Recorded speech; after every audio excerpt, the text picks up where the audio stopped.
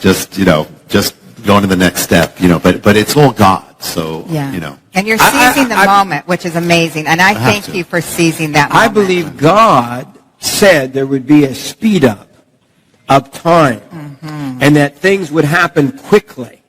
And I believe you're right in the middle of it. God has called you to sound the trumpet, to warn America, to warn the world, and yet you're on a fast track. You're in, how many miles do you think you've flown? I don't even. I've lost track of miles. I've lost track of everything. I go to the airport. I don't even know what plane I'm going. I don't have time to look at the plane until they last minute say, "Okay, what airline?" I just go to the thing and then I go to the next place. That's how it is. I don't have time to even think about it. But things are speeding up. I mean, things are speeding up in America. I mean, what's happening? Things are speeding up in the world. It is. We are at critical moments. So I don't believe I have a choice. I remember once when I left here, Morningside, and I went to they have a little airport where everybody waves as you go. Yes, little Branson Airport. I love that airport. You feel guilty leaving because they wave. They're sweet. Yes. I said, Lord, I'm given a heavy thing here. It's one of the first times I was here, and I just opened the Bible, and it's Son of Man, if you don't blow that trumpet, you're accountable. So we have to. We have to. Boy, that's critical. God has called Rabbi to sound that alarm. Yes. To warn the world, the harbinger. 9/11. I knew after 9/11. I knew 9/11 wasn't, as you do, wasn't some ordinary event. We knew that something was being said to America. And God began to unveil it to you almost from the first moment, wasn't it? When I was praying, I was led immediately to that section of Isaiah that speaks of that first strike of warning on the land. And I knew that. I got that. And right after that, David Wilkerson then shared in New York City, said, this is the word from the Lord, and he shares the same chapter and Isaiah 9:10, which would become the whole decoder of the harbingers, without realizing, he didn't realize, the things hadn't happened yet. Then it was after that when I was in New York City at Ground Zero, and the Lord just transfixed my attention to this object and said, you have to seek this out. There is something you have to find here. And when I did, that began the harbinger. It just exploded, this mystery that blew me away first. And then it just kept getting bigger and bigger and bigger. That's how it began. And now we keep seeing new chapters of the harbinger. This is not of me. It has a life of its own, to where I look at it and I get blown away. And when people tell me, and I don't believe it, they're telling me, but this is here. But things that are in the book have come true. Even there's a date in the book where the thing came true on the date afterwards. There's a foreshadow that the president fulfilled afterwards, inscribing those words on the tower, and then finding out that we were actually, the whole harbinger went forth on the very land of the man who owned Ground Zero in ancient time. He had two lands. The other was the land of our building. Your church. Our church, Beth Israel Jerusalem Center, is on his homeland, is on the place where he lived. The keeper of Ground Zero, who dedicated it all to the Lord. And the sign America is the name of the man. The sign of the coming on our street. Ryerson is the name of the keeper of Ground Zero. And then if you go to Ground Zero, you find the other name. They go together. Of that farm that was Ground Zero. I mean, it's the only land in the planet, the two lands that are linked together. It's Ground Zero and where the harbinger went forth. So the harbingers appeared in one of the lands, and the message came forth from the other. We had no idea. I mean, God is, and this is when the harbinger started, and we almost lost our build. We actually did lose our first building. It was like warfare, and the Lord brought us to this land. We had no idea until He revealed it. But He's in every detail. We only find out after. Yeah. You were in dismay, brother, because you were losing your church building. Your church left the building with nothing. As soon as I started sharing the harbinger, all hell came against the ministry. Yeah. It was like the enemy wanted to stop that message before it became what it became. And so what happened is that the town and the landlord decided they're going to destroy our building. So it came down to the last service. We had no place to go. We had the whole service. We celebrated. We're going out with joy. We led forth, and we went out to nothing. We had nothing. And we locked up the building, The next day, the Lord gave us a new building. The next day, after we lost the first building. So literally, and where he brought us turned out to be this sacred land that was part of the mystery to begin with. The land, the 9/11, the land, the man who owned 9/11, the very land that they moved to across the river. That replaced Ground Zero. It was the redemption of Ground Zero. And it was, and actually the harbinger, the beginning of the revelation, it came while I was standing on Ground Zero. It finished on his first land. It finished on his second land when it went forth. And then, but on top of it, the place where we left was destroyed, ruins. They destroyed the building, and they put up a Walmart. And Walmart has a book department. And one of the few books they have is the Harbinger. So the Harbinger is going forth. And they don't carry that many books. Only the bestsellers. And so the Harbinger was going forth, where the enemy tried to stop, is now going forth as a book in Walmart on the very ground where it's first preached. It's going forth to America. I love it. God always has the last word. He always And I don't even want to get to it yet, but I have, this is the new book. There it is. This is the new Harbinger. This is the new book. It is not on the presses at this moment as we're taping. And pretty amazing. It is secret manuscript. I have read it all, and I cry. The end of this book. Yeah. Yeah. The end really gets. I'll probably never tell you the end of the book because I don't believe in telling the ends of books. But I want to tell you, and this is the first mock-up. The rabbi has never seen it before until a few minutes ago, until he came on the stage. Literally a few minutes ago. They brought this out. This is not even a real book. This is what we call a dummy. It's like me. But but the cover is the cover is this the real is the deal. real cover. Yes. The real cover, because it hasn't even gone on the presses. It's just being pressed. It's just getting ready, isn't it? Yeah. This began, like many of things here. What? This book began with you. And now I'm sharing this. Here's how it happened. You and Jerry, who works with the products, said to Charisma, the publisher, said, when's the next thing coming from Rabbi John? When's the next book and when's the next thing coming? And I've been led, the sequel to the Harbinger is yet to come. The Lord has led me that I have to wait until the time. It's linked to things happening. But I wasn't going to do anything, And so then Charisma, they said, well, Morningside is saying we really need to have another thing. They're blaming me? Yeah. And so they said, well, you know what, we'd like to do like a book because the Shemitah is coming, the year of the Shemitah is coming, and people want to know all about this thing. So let's do at least a booklet. So we want to do it, but your name, and, I said, all right, well then I'll have to help you write it, so I'll write, I said, so I'll write it, don't put my name on it, I'll write a thing. And so, so that's how it began. But then as I started getting ready for it, all of these other revelations started flooding, which I didn't expect, flooding. And so it ended up not a booklet, it ended up 300 pages, and we reduced it a bit from that. But it was filled, it got so big, the mystery of the Shemitah, it begins with the Harbinger, it's one of the mysteries of the Harbinger, but it is so big that it's not only, determined the crash of Wall Street, the rise and fall, what is coming, but the very world, the rise and fall of nations, everything timed to this mystery from the Bible, exactly down, what has been, what is, and what is coming.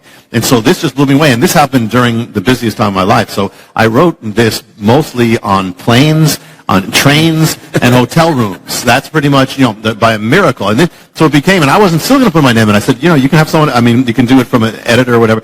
But the last moment they said, these are your names. So this book became it started here, became what nobody planned it to be. Nobody expected this, including me. This was a surprise thing. And it just had a life of its own. There is so much, but truly, and we're the first time we're really talking about this because it didn't technically exist. But the mystery is just so big. It has determined things down to the seconds. Down, to the days, the dates, the seconds. And it is coming. Another one is coming now. And it's getting more intense. And so I believe that the Lord wanted this out, as soon as possible. This is the guide to what the Shemitah year, where in a few months, really, we're entering a period of time, and you don't set dates. You make it very clear. I'm having a hard time not getting into this book because you see this where I marked it? You want to read this because you better know you are so bold in this book. I believe the Lord wants this out because of what is coming. And in this fast, he's accelerated. We talk about speeding up. This book is going to the press faster than almost any book I've ever heard. It makes no sense because not only did no one plan this book, really, but I got things in the mail about this book before I finished it. You know, I got a flyer, hey, this book's coming out, and it's not even finished. You said, oh, yeah. It was just last Wednesday that the last changes were made, and it went to the print. So, and now it's going out. But I believe it was the Lord's plan. I actually talked to Hubie, who's the man at the airport, before I said, no, Hubie, should I be doing? He said, yes, this is the Lord. This is preparing for what is. Because I wasn't going to do anything, you know. So, this just came. You just had Mark Biltz with you at at the Jerusalem Center. I never know what to call it: church, tabernacle, or temple, place, synagogue. Building, we can call them all those things. Meeting outlet, assembling place. And God gave him just a revelation of the blood moons, and he's been on our program many times. And we see that timing. We see the blood moons don't just happen. They happen on date. And it's amazing how many happen on holy days. And so God has a set time. And I think everyone here today needs to understand, and I believe with all of my heart, I know God changes his mind at least once. In Jonah's case, he was going to destroy Nineveh, but Nineveh repented. And it's interesting, in the Hebrew, when it says Nineveh shall be 40 days, Nineveh shall be destroyed but also means overturned. So you can take it as destruction or shall be overturned. Well, they were overturned. They went from sin to a total revival. So even in that, God is accurate and true. Even the warning, you say destruction or hope. You know? That's the only hope for America. Yeah, absolutely. I believe, I've said this before, I've said this here, and I'm not talking about the timing, though they could be in a specific way, but a great shaking is coming, and it is for the purpose. It's because without shaking, this nation will not turn back, and the only hope is shaking. Shaking. We're going to talk in the next few days. We're so glad to have you back for a week or so. We are. New developments of the Harbinger. We're going to share that this week. We're going to share, God willing, we're booked to go with you to Israel. Yes. I can't believe Lori's never been to Israel. No, my friend. And we'll bring our cameras there. We'll originate program there. Yep. It may be the coming of the Lord or something. I said, I don't know. And if all hell breaks loose while we're there, I said, no better place for the Lord to take us than straight from the Holy Land. I'm ready to go if that's what happens. I just have to ask you about Israel. Everybody's talking about the Psalms 83 war. We know which is coming. We don't know when. But could you give us an update, Rabbi? Yeah, well, you go to Israel occasionally. I do, and I'll be there before the tour too. I have to go back and forth, but I'll kind of a spiritual part of this, or the underside of it. First of all, I mean, just to keep always our perspective. No matter who it is, no matter what their name is, no matter what the organization is, it's beyond them. This is the enemy. The enemy has tried to destroy the Jewish people for 4,000 years, last 2,000, try to wipe them out in the 20th century. The names keep changing. Hamas, Saddam Hussein, Joseph Stalin, Hitler. It's not based on them. This is a fallen angelic being who is dealing with that enemy that Israel is dealing with, and that is trying to wipe them out because he knows what's coming. So he's trying to wipe them out. But interesting, we just talked before about that one-year Bible, and then the thing that was appointed for 9/11, which was the Harbinger scripture. But also in every one-year Bible, appointed is another verse, which is Psalm 55, which speaks about destruction. This was appointed for 9/11, and everyone speaks about destruction in the city. And the word that they use for destruction or violence in the city is a word that's an amazing word because it means something in Hebrew and it means something in Arabic. And that word, which means violence or destruction, is the word in the Bible is the word Hamas. Oh.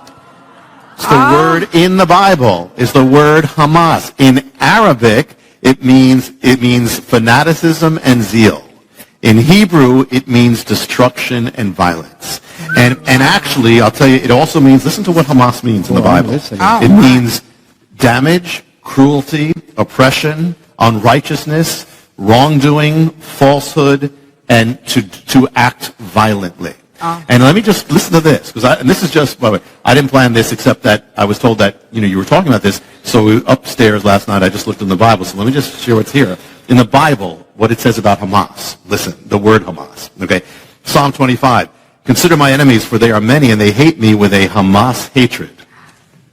Psalm 74:20, think about the tunnels with Hamas. Think about this. Yes. The dark places of the earth are full of the dwelling places of Hamas.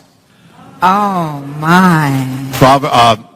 Okay, 2 Samuel 22, you saved me from Hamas. Psalm 11, but the wicked and he who loves Hamas, the Lord's soul hates. Isaiah 53, Messiah. Listen to this, but it says he had done no Hamas. He's the opposite of Hamas. He had done no violence. Ezekiel 7, Hamas has risen up into a rod of wickedness. Ezekiel 7, the land is full of crimes of blood and the city is full of Hamas. And let me give you one more. There's more. Actually, just take your time. No, This is incredible. This is Revelation. This is just last night. And the thing is that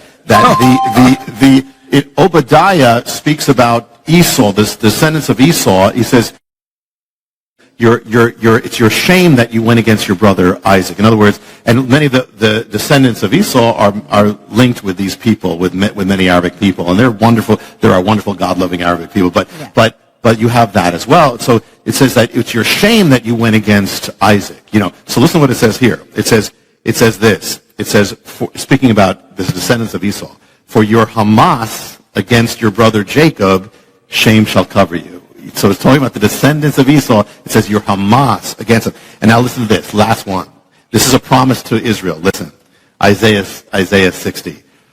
For Hamas shall no more be heard in your land, nor the wasting of destruction in your borders. You'll call your walls salvation and your gates praise.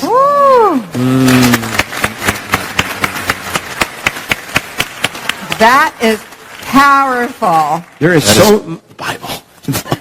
It's just right here in the Word. It's been there all these years. They're thousands of years old. The Word, I quake and shake under the Spirit of what's going on.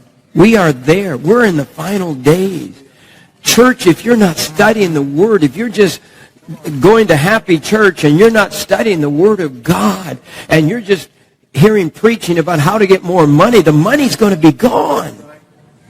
All the people that are prophesying today that I trust are saying there's going to be a crash in America like we've never. Just share a couple of them. Yeah, here's one headline. This is from Money News. The headline reads this: Billionaire warns Yellen collapse will be unlike any other. It says another horrific stock market crash is coming, and the next bust will be unlike any other we have seen. That's the message from Jeremy Grantham, co-founder and chief investment strategist of GMO, a Boston-based firm of $117 billion. What do they mean, Yellen collapse? Well, Yellen is actually the Federal Reserve chairwoman, I guess you could say, and of the Federal Reserve. So they're saying that she's acting in such, he doesn't pull any punches. I mean, he's saying that she's acting in such an ignorant way that the Yellen collapse is going to be blamed on her. They're actually putting a name to it. Wow. Yeah. Really? When you study the Samhita, the warning, and we're coming to a time of warning and judgment, are we not, Rabbi? We are in a time of warning and of judgment, and it is accelerating. Since I was here last time, things have accelerated in America, just, because this is the other side. The harbingers continue because what's happening in the nation is continuing.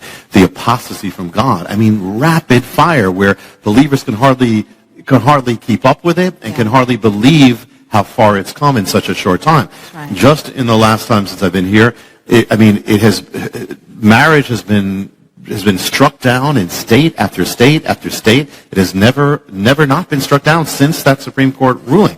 This was a tipping point. I believe, 2012 was a tipping point. It was the first time the president came against the biblical definition of marriage. It was the first time the majority did. And when you reach a tipping point, things accelerate. So things have accelerated since. You have the Supreme Court, you have this, and now, but it's getting to the point where, the Bible says, woe to those who call evil good and good evil. It goes together. So as much every time that evil is called good, there's another step of calling good evil and silencing believers. And ultimately, we are watching the beginnings of persecution in this land, where believers are made to be the villains, or always vilified, and where even the government is trying to force believers doing things like fund abortion, which never happened before, and to partake in what is immoral, or be punished. I mean, there was just a executive order that came out that ultimately the government will say, if you're a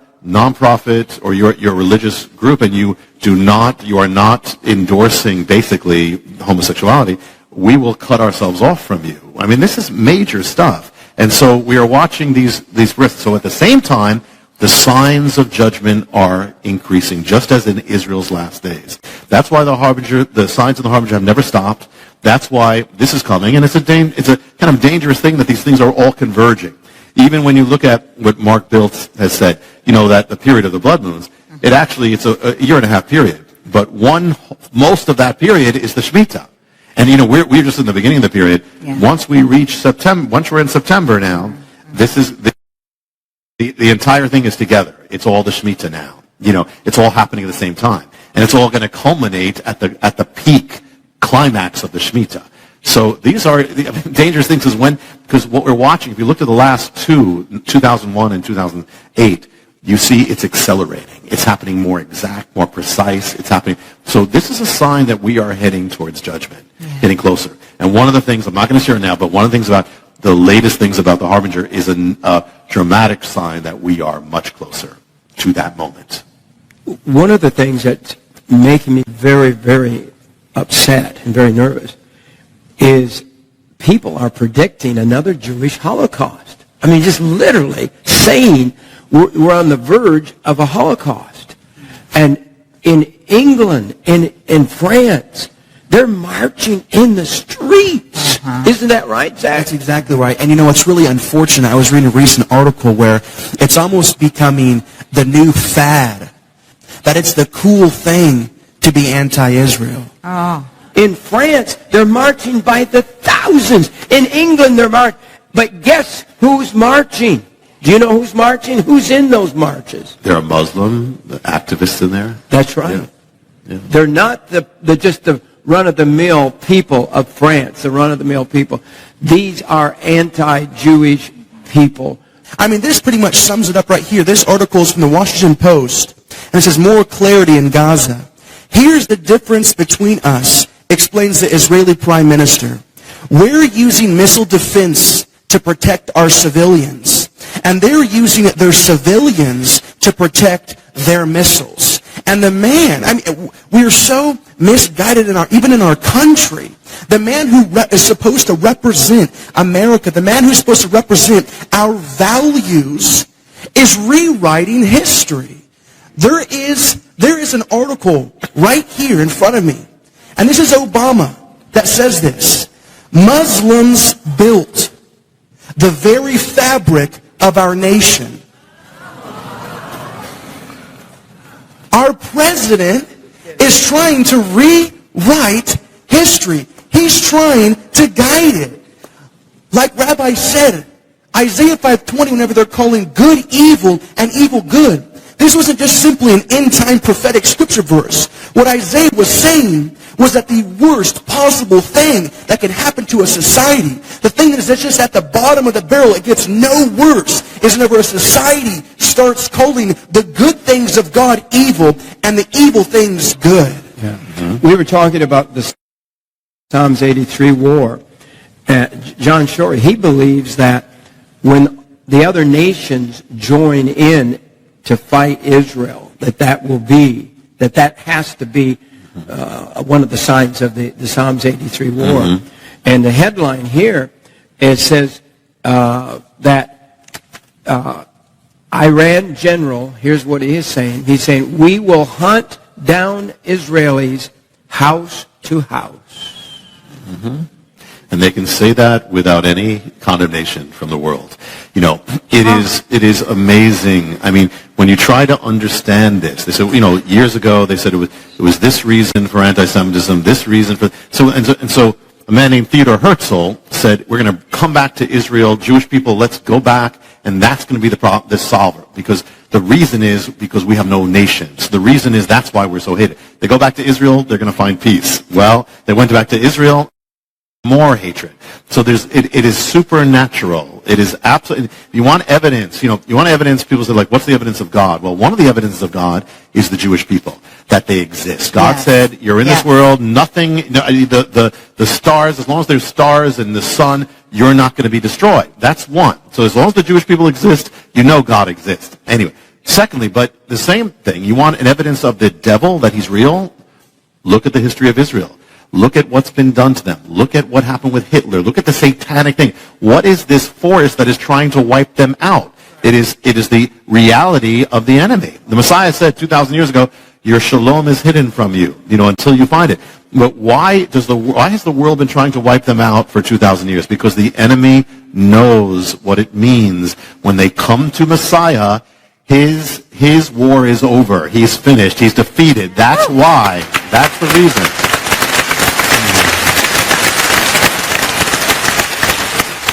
It's amazing. There's warfare over Israel and Jerusalem. You go in the natural, Jerusalem, you got great cities. Jerusalem is a bunch of rocks, basically. It's in the natural, doesn't have anything that any major city has. It has nothing. And yet it's the most fought over city in the history of the world. The world has been trying to get, why? Because God says, this is my city, this is where I put my name, and this is where I'm coming back. That is why. And so the enemy has tried to destroy that city again. And also, what really bothers the enemy is having Jewish people there. That's why the world says, you can't, it's the only place where it's a crime for Jewish people to settle in their own land. The world says this is a crime. You build a house, this is a crime. Why? Because the enemy doesn't want them there, because the Lord said they need to, when they come there, that's the beginning of when I'm coming. I'm not coming again until they're there. The devil, we'll put a name on him, is trying to destroy the very word of God. Yes. The Jew has to be Jesus, the fulfillment. He can't come back if the Jews haven't returned to Israel. Yes. So just the fact that they returned 70 years ago, roughly, and built a city there is the foundational stone of prophecy of the coming of the Lord. And now all of that is, I believe we're in that last generation. It's all happening. You can feel it, can't you? You know the King is coming. Yeah. You know the Word. Yeah. You wouldn't be in this room if you didn't know that. But most of the church is not even looking at what God's doing. They're looking at how to get more money in their pocket, which is the love of money is the root of all evil. How could we be moving into another gospel when Jesus is about to return? It's happening.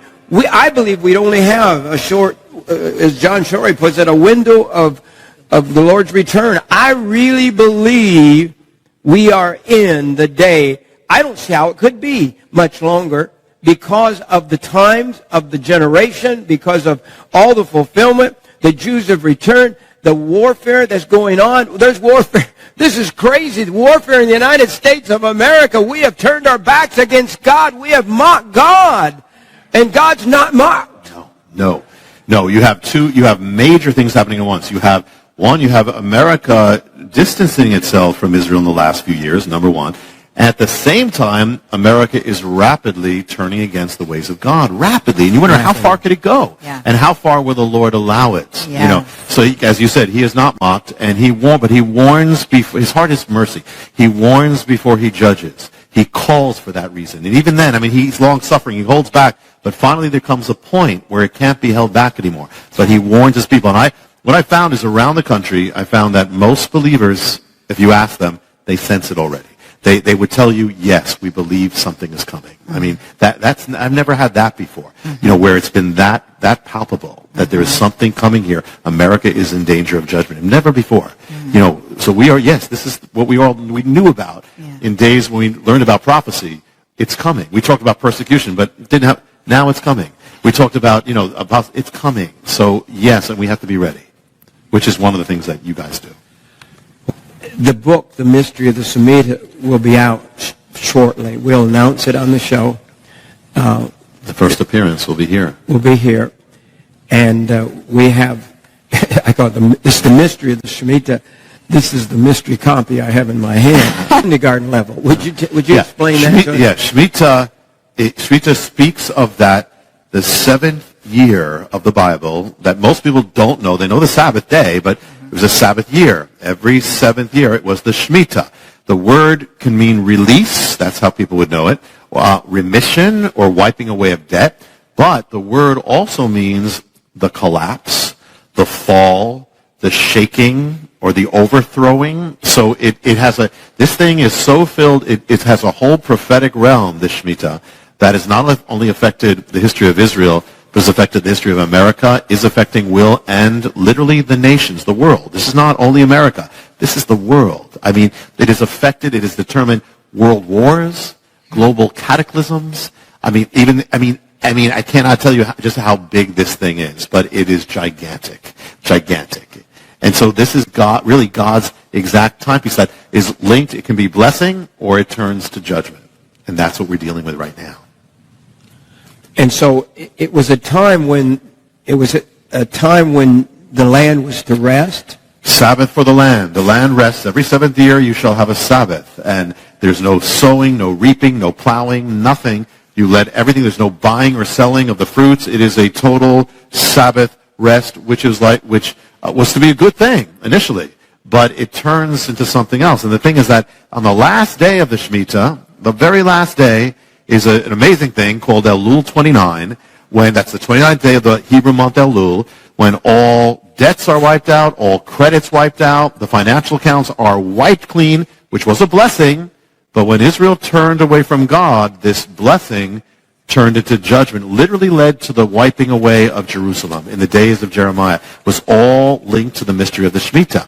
The Shemitah is really, the spiritual meaning is it's really saying that God is sovereign. You go after money, God is the one who owns the land. God is the one who has given you every blessing you have. God is the one who is king over all things. And so it was a humbling, the Shemitah humbles the pride of man. The Shemitah reminds man or a nation that its blessings all come from God. And if you put God out of the picture, your blessings are going to fall.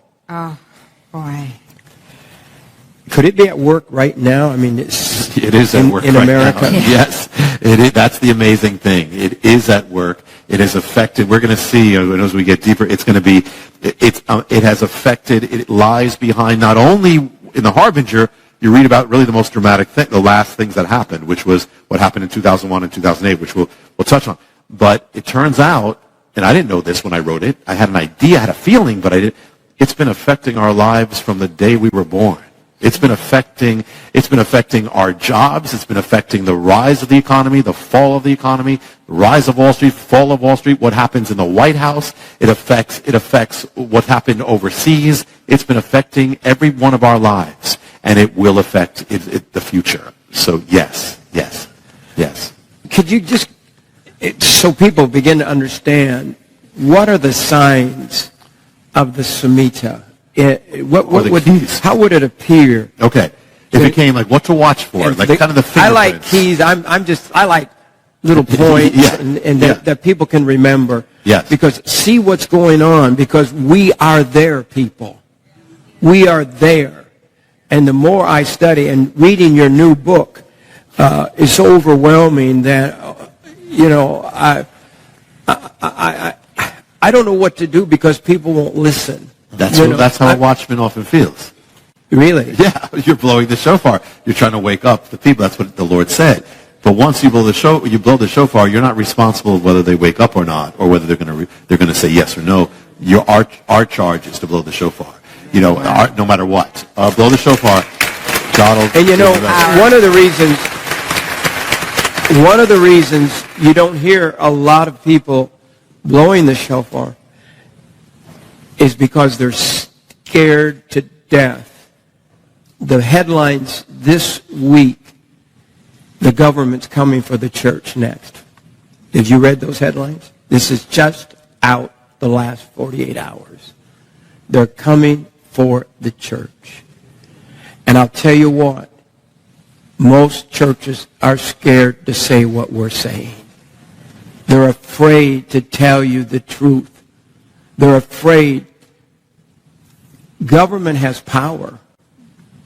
Politicians crush each other through political power. I've seen it. I've walked with presidents. I have talked with them.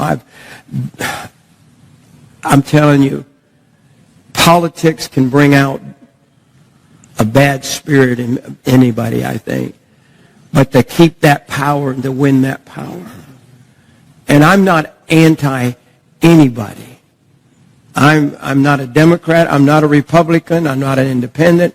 I'm just a Christian who loves Jesus, who believes that we ought to honor God in our nation. But I know I have seen wonderful men of God. I've seen wonderful presidents. I have seen wonderful presidents sell their friends for political power. Power is corrupting. And we are living in a day where we must honor God. We must honor God. Yes.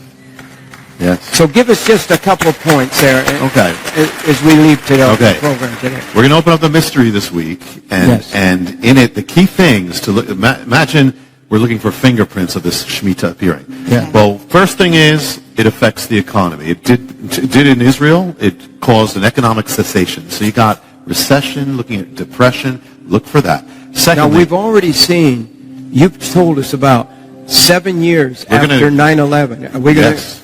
I mean, we saw that crash. Then we saw 7 more years. Well, you're going to see that it's even beyond that. Beyond that now. It's beyond that. That's what the other key is the 7-year cycle. Okay, the other key is that wiping away of financial accounts. You got financial collapse there. Another key is the month of Tishri. Remember that month, Tishri. We'll get into it. Tishri is the holiest month of the Hebrew year. Yes. But it is the month that begins the Shemitah and the month that ends the Shemitah. It's the month that comes right after that moment of wipeout. So it's the month that manifests that wipeout, all the effects of that wipeout financially. So you get those keys. Now, one other thing is, remember Elul 29. The month of Elul builds up to Tishri, builds up to that final moment. Now, with that final wipeout always happens when the sun goes down. When the sun sets, all debts are wiped out. So these are some keys. Now, once you have the keys, we're going to see this thing manifest amazingly. I mean, amazingly. We're going to see things really that Nobel laureates in economics don't know because they don't read the Bible. We're going to see things that the heads of Wall Street don't know because most of them don't read the Bible. Yeah. But God wants us to know. Yes, he does. You mentioned the headline a few minutes ago. A billionaire, one of the richest men in the world, he is predicting a collapse. And here's what he says is coming, the financial collapse. He says it will be unlike any other. Something big is going to happen. We have the billboards of God called the sun and the moon, declaring in the blood moons on the holy days. It's all shaking to me. It's all startling. I mean, I've been a Christian since a little boy. Donna and I, my sister's here in the front row, but we grew up in church. We didn't have pews. We had benches. But we've grown up. We've heard about this. We've heard it preached. We've heard the prophecy preached. And here we are living in it. I just shake with it. I mean, the Spirit of God. I was thinking about God last night, and it was like I had a dream of God or a vision or something of God, and that God was excited. Can you imagine God? I don't know. I could be all wet. I don't know. No, it's in the Bible. It's in the Bible.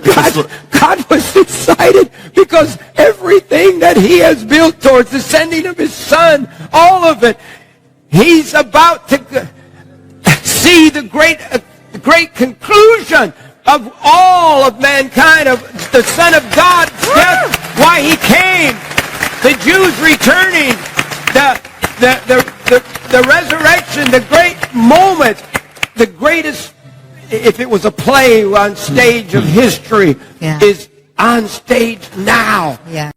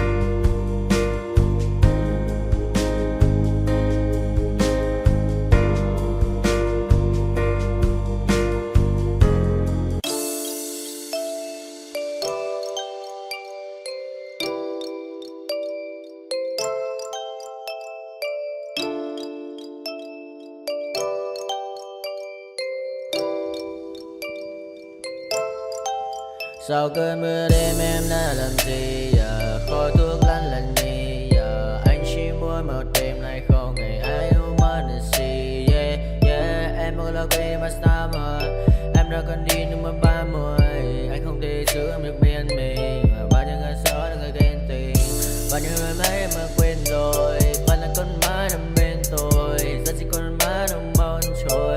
Yeah, anh chẳng thể giữ được cho em nhiều điều, còn mấy con má điều em mới có muốn. Yeah, em mới có muốn. Yeah, em nhớ muốn bên anh như khi em muốn mơ bên anh, em nhớ muốn say. Yeah, này là mơ mà em cần anh. Yeah, mà đang mơ chỉ cần ai sai đến anh ai, em không ngồi mãi chỉ cần ai mà em bắt sau. Và em muốn đêm nay em đã trôi, đã biển qua cảm xúc như cơn mưa kia đang nhìn tôi. Đã mệt mà đi má đôi má em thật u sầu, và đi má đôi má em thật màu nâu. Và anh muốn ôm em thật chặt vào trong khu phố, anh ôm lấy một tay em không thấm dài như cơn mưa anh không ngần lại. Em đã đi xa nên đi mất. Chỉ còn này anh còn đêm cất. Nỗi buồn như anh không ngờ như em. Ta không bên nhau xa rồi, chỉ còn cơn mưa kia đang nhạt trôi và em xa rồi. Chỉ còn anh đêm nơi cái mây mờ phôi. Mắt anh đã mở đi mascara, môi hồng như Evergrande. Bạn em như cậu AK, pháo hoa là ta ta ta ta. Anh bay lên trên trời cao, tôi ngăn đao trên một vì sao.